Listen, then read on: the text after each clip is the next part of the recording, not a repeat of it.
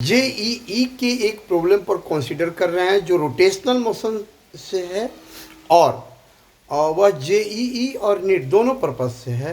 Problem यह है, इसे आप वीडियो पॉज करके देख लीजिए।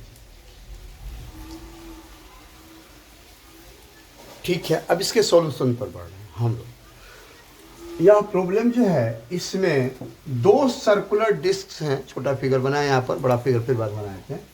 हालांकि इसका कोई विशेष रोल नहीं है। तीन सर्कुलर डिस्क हैं जो एक मासलेस रिजिड सपोर्ट से अटैच है। ये सर्कुलर डिस्क और ये रिजिड सपोर्ट जो मासलेस रिजिड रॉड है, इसका लेंथ 20 सेंटीमीटर है, क्वेश्चन में दिया हुआ है। और ये दोनों डिस्क, प्रत्येक डिस्क का मास 2 kg है, प्रत्येक डिस्क का रेडियस 10 सेंटीमीटर है। इस यहाँ पर लिखा हुआ। अब यह डिस्क को एक ट्रक पर प्लेस किया जाता है। ट्रक एक्सेलरेट है 9 मीटर पर सेकेंड स्क्वायर एक्सेलरेशन से हॉरिजॉन्टल रोड पर, और यह भी उस पर हॉरिजॉन्टल प्लेन में रखा हुआ है, यानी इसका जो एक्सिस है रॉड का वह हॉरिजॉन्टल प्लेन में है। और ट्रक में इतना फ्रिक्शन है, ट्रक के प्लेन और इसके बीच, ऑब्जेक्ट के बीच इतना फ्रिक्शन है कि स्लिपिंग नहीं हो रहा है, ये रोलिंग मोशन केवल हो सकता है।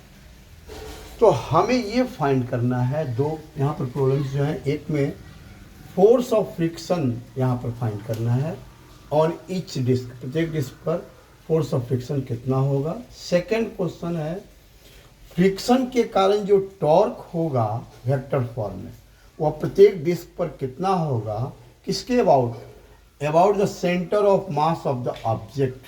सेंटर ऑफ मास ऑब्जेक्ट का कहाँ पर होगा, बीच में होगा, जो ओ पॉइंट से डिनोट किया गया है। और also find the magnitude of torque. तो टॉर्क मिल जाएगा तो मैग्नीट्यूड ऑफ टॉर्क तो मिल ही जाएगा।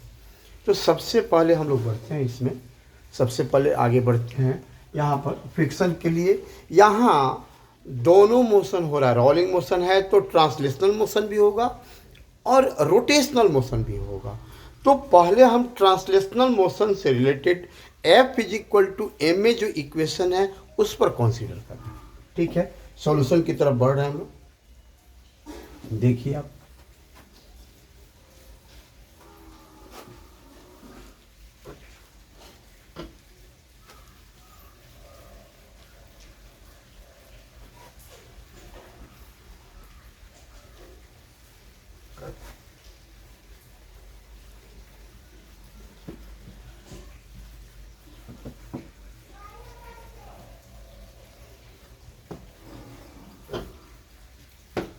देखिए सॉल्यूशन में बढ़ते हैं।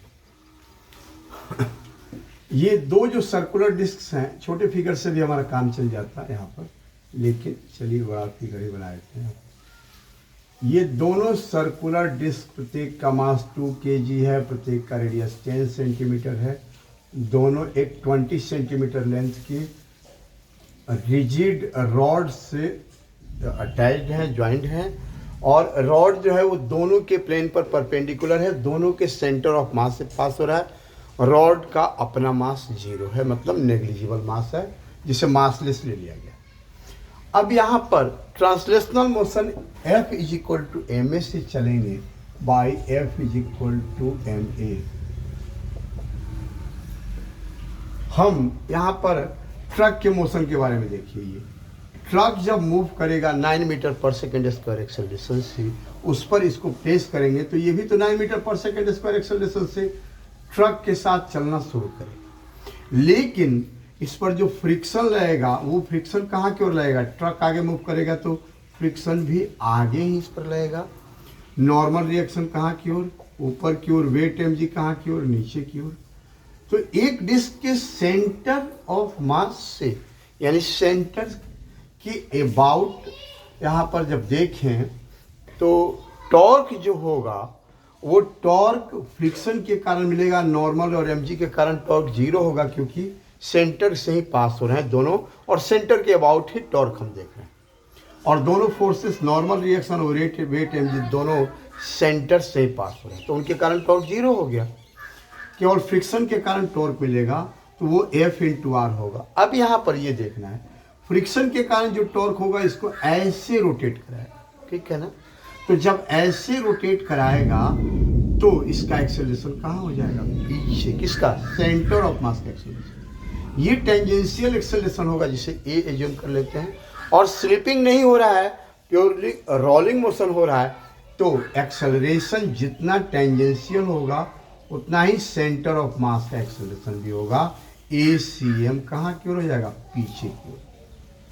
और ट्रक के अपने मोशन के कारण 9 मीटर पर सेकेंड स्क्वायर एक्सेलरेशन इसका होगा, ट्रक के एक्सेलरेशन के इक्वल आगे की ओर। और ट्रक के रेस्पेक्ट में यह एक्सेलरेशन कहाँ की ओर होगा, पीछे की ओर। तो सीधे से देखें ग्राउंड के रेस्पेक्ट में इसका एक्सेलरेशन, तो हम स्यूडो फोर्स नहीं लेंगे। ग्राउंड के रेस्पेक्ट में जब या रोड के रेस्पेक्ट में एक्सेलरेशन देखेंगे तो 9 मीटर पर सेकेंड स्क्वायर आगे और ए पीछे, तो इसका आगे की ओर कितना होगा, 9 - 2। और लिखने के लिए एक्सेलरेशन ऑफ, इसका देखेंगे हम लोग तो ऐसे लिखेंगे, हालांकि इसको लिखने की कोई जरूरत नहीं है। Acceleration of centre of mass with respect to road is equal to acceleration, इसका देखें तो एक्सेलरेशन इसका किसके about, acceleration of centre of mass with respect to truck अब प्लस एक्सेलरेशन ऑफ इस बॉडी का किसके रेस्पेक्ट में, ट्रक के रेस्पेक्ट में यहाँ पर। तो acceleration of truck with respect to ground होगा प्लस एक्सेलरेशन ऑफ बॉडी यानी centre of mass with respect to क्या होगा, ट्रक होगा। तो acceleration of truck with respect to ground, यहाँ ट्रक पहले है, यहाँ ट्रक बाद में है, तो ट्रक से ट्रक कैंसिल हो जाएगा। Acceleration of centre of mass with respect to ground, या यहाँ रोड लिखे है तो यहाँ भी रोड ही लिख देंगे, ग्राउंड नहीं रोड ही लिख देंगे। Acceleration of centre of mass with respect to rod आ गया यहाँ पर। तो वैसे ही करेंगे, यह एक्सेलरेशन सेंटर ऑफ मास का ट्रक के रेस्पेक्ट में कहाँ की ओर है, सेंटर ऑफ मास का पीछे की ओर, तो ये माइनस से हो जाएगा। और ट्रक का एक्सेलरेशन रोड के रेस्पेक्ट में कहाँ की ओर है, आगे की ओर, तो ये प्लस हो जाएगा फॉरवर्ड डायरेक्शन और ये बैकवर्ड डायरेक्शन। तो हो गया, फॉरवर्ड डायरेक्शन में देखेंगे तो 9 - a होगा, इसका कंपोनेंट फॉरवर्ड डायरेक्शन में लगेंगे तो 9 अब -a आ जाएगा, ठीक है। इसकी जरूरत नहीं, सीधे सीधे देख रहे हैं हम लोग। अब चलते हैं हम लोग यहीं आगे की ओर। अब दोनों बॉडीज को ले लेंगे, चाहे एक बॉडी को भी ले सकते हैं, लेकिन दोनों बॉडी मतलब दोनों डिस्क को ही ले लेते हैं। 2 kg इसका मास है, 2 kg इसका मास है, तो यहाँ पर F फ्रिक्शन इस पर भी है, F फ्रिक्शन इस पर भी, तो F + F is equal to 2 + 2 4 kg हो गया मास दोनों का मिला के, और ये मासलेस है यहाँ पर। तो इनटू एक्सेलरेशन इसका आगे की ओर 9 और पीछे की ओर a, तो कितना हो जाएगा 9 - a।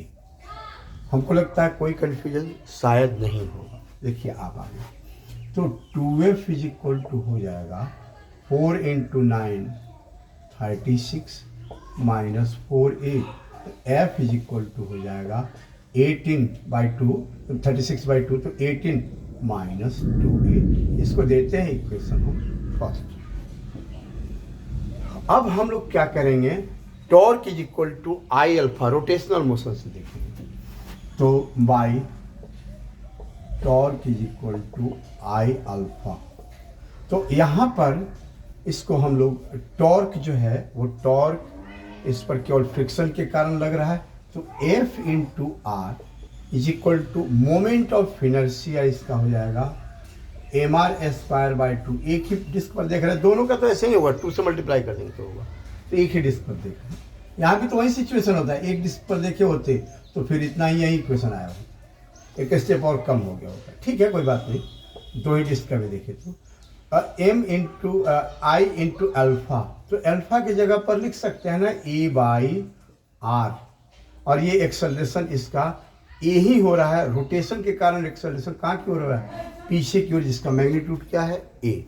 तो सब ले लिए हैं इसी हिसाब से। अब यहाँ पर ये आप समझ में आ रहा होगा, टॉर्क भी, टॉर्क का डायरेक्शन भी, ये पीछे की ओर एक्सेलरेशन हो रहा है, और टॉर्क का डायरेक्शन यानी टॉर्क का सेंस भी देखें तो कहाँ की ओर लग रहा है, वो इसको ऐसे घुमा रहा है, यहाँ पर रोटेट करा रहा है ऐसे। तो अब हम लोग आगे बढ़ते हैं। यहाँ पर ए कार से यह ए कार कैंसिल, ए कार से ए कार कैंसिल, तो F इज इक्वल टू कितना हो जाएगा ma/2।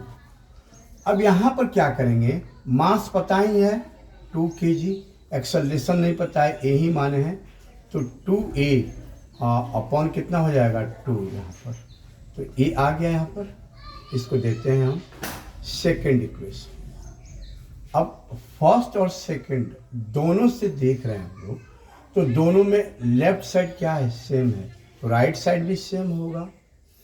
तो 18 माइनस 2a यहाँ पर लिख रहा है ना, इज इक्वल टू ए, तो a is equal to 18 minus 2a। अब 2a को लेफ्ट साइड लाएंगे, तो 2a प्लस 3a कितना, 2a प्लस a कितना हो जाएगा, 3a दिख रहा है यहाँ पर, तो 3a is equal to a, तो 18 is equal to a is equal to 18/3 यानी 6 आ गया।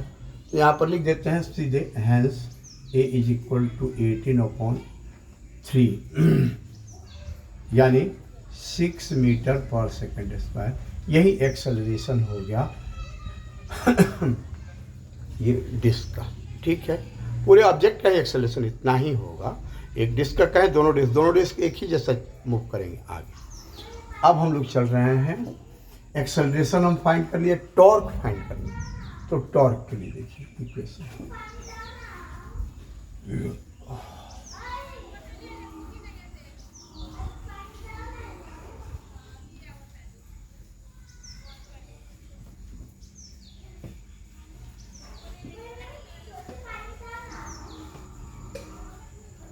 इसकी भी जरूरत है, इसको यूज करते हैं। फ्रिक्शन के कारण टॉर्क देखना है। ये तो फ्रिक्शन यहाँ पर ये एक्सेलरेशन मिल गया है इसमें, और इसमें पहला क्वेश्चन पूछा है फ्रिक्शन, फर्स्ट क्वेश्चन पूछा है फ्रिक्शन। तो friction F is equal to आया है नीचे, F is equal to A, तो हैंस फर्स्ट क्वेश्चन का आंसर होगा F is equal to 6 newton. ठीक है, अब चल रहे हैं, अलग डायरेक्ट F ही फाइंड कर सकते थे, लेकिन चलिए ठीक है। अब हम लोग चल रहे हैं यहाँ पर, ये सेकंड इक्वेशन में आया था F is equal to A, उसी से फाइंड किया। अब हम लोग जो टॉर्क देखना है इस पॉइंट सेंटर ऑफ मास जो पूरे ऑब्जेक्ट का है उसके अबाउट देखें, तो ध्यान दीजिए यहाँ पर ये कैसे मोशन हम लोग देखेंगे। एक्स एक्सिस लेना है, ये मूव कर रहा है मान लीजिए आगे की ओर, यहाँ पर मोशन हो रहा है ट्रक का आगे की ओर, तो एक्स एक्सिस कहाँ लेना है, आगे की ओर, फॉरवर्ड डायरेक्शन में, हॉरिजॉन्टल प्लेन में। अब वर्टिकल एक्सिस, वर्टिकल डायरेक्शन में वर्टिकली अपवर्ड लेना है जेड एक्सिस। ठीक है, अब यहाँ पर वाई एक्सिस जब देखेंगे तो ये ध्यान रखना है, वाई एक्सिस जो होता है वो यहाँ पर समझिए फिगर से, एक्स एक्सिस क्या हो गया, तो वाई एक्सिस जो होता है वो एक्स के साथ एंटी क्लॉकवाइज डायरेक्शन में 90 डिग्री एंगल पर वाई एक्सिस होता है, और एक्स वाई जेड प्लेन के साथ 90 डिग्री एंगल पर एंटी क्लॉकवाइज डायरेक्शन में जेड एक्सिस होता है। तो हम लोगों को जेड एक्सिस तो खैर पता है, वाई एक्सिस नहीं पता है, तो वाई एक्सिस देखना है। तो एक्स के साथ 90 डिग्री एंगल पर एंटी क्लॉकवाइज डायरेक्शन में वाई एक्सिस होता है। तो यहाँ ध्यान दीजिए, एक्स आगे की ओर है, आगे की ओर है, तो एक्स एक्सिस तो हॉरिजॉन्टल प्लेन में आगे की ओर हो गया, वाई एक्सिस जो होगा वह इससे 90 डिग्री आगे की ओर डायरेक्शन से इसके साथ 90 डिग्री एंगल बना के एंटी क्लॉकवाइज डायरेक्शन में इधर की ओर होगा, इधर की ओर होगा, इधर की ओर होगा। ये कौन सा एक्सिस होगा, इधर की ओर होगा वाई एक्सिस, यानी इस डायरेक्शन में वाई एक्सिस आ जाएगा। ठीक है ना, और एक्स एक्सिस सीधे वर्टिकली इसको जैसा फिगर बना हुआ है उसके हिसाब से देखें तो अंदर की ओर होगा, ये ऐसे प्लेन के परपेंडिकुलर अंदर की ओर, और जेड एक्सिस वर्टिकली अपवर्ड है यहाँ पर दिख रहा है। तो अब देखिए यहाँ पर टॉर्क इज इक्वल टू होता है, सेकंड क्वेश्चन के आंसर के लिए, तो tau is equal to R cross F होता है, आर क्रॉस एफ। तो आर का डायरेक्शन यहाँ पर टॉर्क जो लग रहा है, यहाँ जो टॉर्क का डायरेक्शन है उसको देखने के लिए आर का डायरेक्शन और एफ का डायरेक्शन देखेंगे।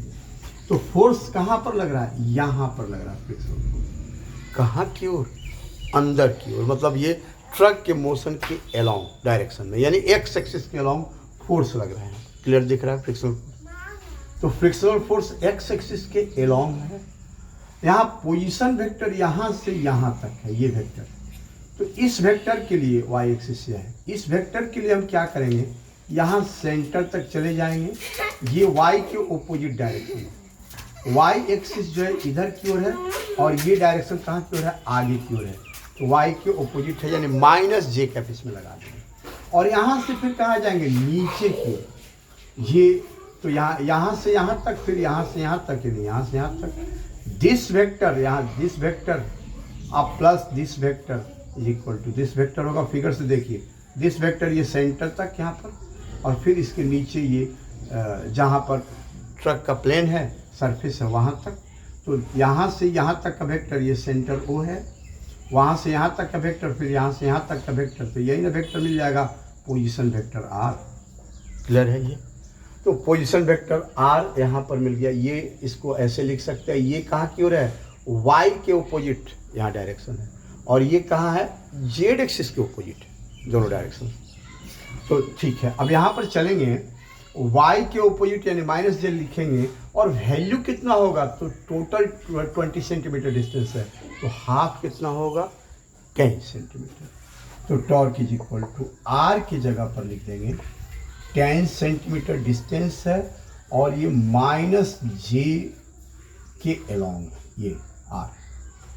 ठीक है, क्लियर है? प्लस अब इसमें और है, अभी केवल आर माइनस जे के अलोंग नहीं है, अभी ये तो यह वेक्टर है, प्लस नीचे वाला वेक्टर, ये वाला वेक्टर, तो ये कहाँ है, इसका रेडियस भी तो 10 सेंटीमीटर ही है, तो ये 10 सेंटीमीटर नीचे की ओर, यानी जेड के ओपोजिट डायरेक्शन में। तो यहाँ भी क्या होगा, 10 माइनस 10 जे, अब माइनस 10, तो 10 को कॉमन हमने ले लिया है, ये क्या हो जाएगा कि 10 माइनस जे माइनस के। ठीक है, क्लियर है ये? अब चलेंगे फोर्स के लिए, तो क्रॉस फोर्स यहाँ दिख रहा है सीधे x के अलोंग, और फ्रिक्शनल फोर्स का वैल्यू पता ही है कितना, 6 आया है। अब ये जो वैल्यू आया है ये 10 सेंटीमीटर में, ये भी ध्यान रखना पड़ेगा, तो इसको क्या लिखेंगे, 10 into 10 to the power -2, SI unit में कन्वर्ट करेंगे। और ये चूँकि फोर्स एसआई में है, और फोर्स का वैल्यू कितना है, 6 न्यूटन, तो 6 होगा, और डायरेक्शन कहाँ की होगा, आई कैप। क्लियर है ये? तो ये वैल्यू कितना होगा 10 इंटू 10 पावर -2, तो 10 पावर -1 होगा, ये 6 है, तो इसको 0.6 लिख देते हैं, और आई से मल्टीप्लाई करेंगे, तो ये ध्यान दीजिए, जे क्रॉस आई यानी क्या हो जाएगा, माइनस के। ठीक है, तो ये हो जाएगा जी क्रॉस आई माइनस के, माइनस लगा हुआ है तो प्लस के हो जाएगा, तो ये हो जाएगा K. K cross I is equal to क्या हो जाएगा, के क्रॉस आई जे, तो ये हो जाएगा माइनस जे, तो के माइनस के हो गया। ये टॉर्क का वैल्यू हो गया एक पर, एक डिस्क पर। अब इस डिस्क पर देखिए, इस पर क्या होगा, यहाँ पर ये, यहाँ भी फ्रिक्शन यहीं पर लग रहा है, इसका डायरेक्शन भी कहाँ की ओर है, अंदर की ओर है, फ्रिक्शन ये परपेंडिकुलर है, यहाँ पर नॉर्मली इनवार्ड होगा ये डायरेक्शन भी, यानी हॉरिजॉन्टल डायरेक्शन में, जैसे यहाँ डायरेक्शन वैसे यहाँ डायरेक्शन, टाइम वेस्ट नहीं किया जाए। तो यह डिस्टेंस, यहाँ भी पोजीशन वेक्टर यही देखना है, तो this vector plus this vector is equal to this vector होगा। यहाँ से यहाँ तक डिस्टेंस 10 सेंटीमीटर यहाँ भी है, बस डायरेक्शन उल्टा हो गया, ये डायरेक्शन आगे की ओर था जो y के ओपोजिट डायरेक्शन में था, y एक्सिस के ओपोजिट डायरेक्शन में, और ये क्या है, y एक्सिस के डायरेक्शन में, तो बस प्लस होगा, बाकी वैल्यू यहाँ पर torque is equal to R में देखें तो y वाला वैल्यू प्लस होगा, तो 10 इंटू 10 टू द पावर -2, जे जो होगा वो प्लस में होगा। और के वाला जो डायरेक्शन है वो तो जैसे यहाँ है वैसे ही यहाँ पर है, जेड एक्सिस के लोग, तो वो तो माइनस में ही होगा, माइनस के। यहाँ दोनों का मैग्नीट्यूड 10 ही होगा, क्योंकि इसका रेडियस भी 10 है और यहाँ से यहाँ तक डिस्टेंस 10 है, तो उसी को कॉमन ले लिया, सेंटीमीटर में है तो 10 पावर -2 से मल्टीप्लाई किए। क्रॉस यहाँ भी तो फ्रिक्शन आगे ही होगा, ये 6 आई कैप होगा, कोई चेंज इसमें नहीं हो रहा है, केवल चेंज हुआ है किसमें, जे वाले डायरेक्शन, मतलब वाई वाले डायरेक्शन।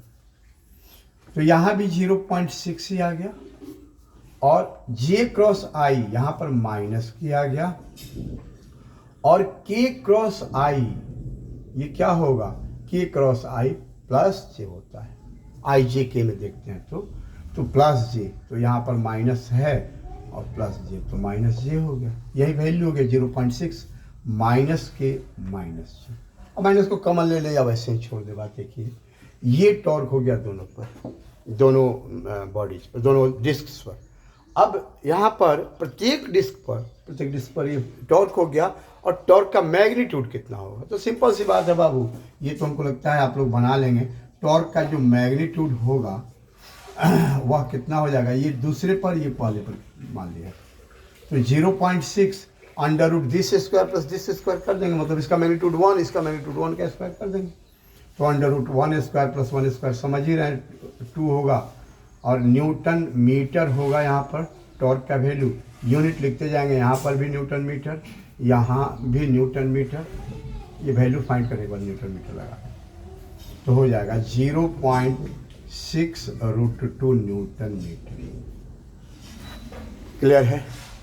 अब ये ध्यान रखना, थोड़ा सा एक चीज़ ध्यान रखिएगा, हमारा जो ऑनलाइन क्लास चलता है जेई और नीट पर्पज से, उसमें हम पर्सनल जो बैच चला रहे हैं उसमें बच्चों की संख्या बहुत कम रखते हैं। वो 25 से कम ही रखनी है, 20 से भी कम रखनी है, 20 के आसपास स्टूडेंट्स है, 20 से कम है अभी, और हमें 25 से अधिक नहीं ले जाना है स्पेशल बैच में। उसमें बच्चों की संख्या जो है कम होने के कारण प्रत्येक बच्चे पर पर्सनल केयर होता है। बच्चे एक एक स्टेप हम लिखते जाते हैं, बच्चों से पूछते जाते हैं, ठीक है? सारे बच्चे बोलते हैं, ऑडियो ऑन रहता है, केवल वीडियो म्यूट रहता है। तो सारे बच्चों का पर्सनल ट्यूशन जैसा हो जाता है, बच्चों की संख्या कम होने का। और पर्सनल बैच वैसे ही रखना है, थोड़ा सा फी उसमें अधिक है, तो जनरल बैच के रिस्पेक्ट फी तो अधिक रहेगा ही। तो जिन बच्चे को भी कोई भी क्वेरी हो, ऑनलाइन जेई और नीट पर्पज से पढ़ना चाहते हैं, वो ज्वाइन कर सकते हैं। रिपीटर बैच में मेरा रिपीटर जो बैच है उसमें अलग अलग हम रखे हैं, जेई में भी और नीट में भी, रैंक वाइज या परसेंटाइल वाइज। जैसे जिसका जेई में परसेंटाइल 85 से अबव आया है उसको एक बैच में, और जिसका 85 से कम आया है उसको एक अलग बैच में रिपीटर में रखें। उससे बच्चों की संख्या बहुत कम हो गई है, फिर भी हम वैसे ही किए हैं ताकि बच्चों का रिजल्ट मिल सके, दोनों बैचेज से रिजल्ट मिल सके। जो 85 परसेंटाइल से कम है उन पर थोड़ा सा ज़्यादा टाइम देते हैं, जो 85 परसेंटाइल से कम ज़्यादा हैं उन पर टाइम कम देना पड़ता है, बट नेचुरल है कि वो फास्ट बना लेते हैं। और थ्योरी पूरा समझाते हैं, जो नोट कराना होता है नोट कराते हैं रिपीटर्स बैच में, और तब प्रॉब्लम में आगे बढ़ते हैं। फाउंडेशन में तो पहले पूरा थ्योरी ही होता है, तब प्रॉब्लम बनता है। वैसे ही टॉपिक वाइज, और ऐसे ही नीट में किए हैं। 545 से अबव जितने मार्क्स वाले बच्चे हैं उनको एक बैच में, 545 से नीचे जितने हैं उनको एक बैच अलग रिपीटर में। और फाउंडेशन तो खैर पूछना ही नहीं, नीट के फाउंडेशन या जेई का फाउंडेशन में तो सब एक ही साथ पढ़ते हैं बच्चे, ठीक है? और जो डिस्क्रिप्शन में हम नंबर डाले हैं या ईमेल भी उसमें, तो वो आप उस पर नंबर पे नॉर्मल कॉल या व्हाट्सएप कॉल कर सकते हैं, जैसे मन करे मैसेज भी कर सकते हैं, ठीक है? Thank you.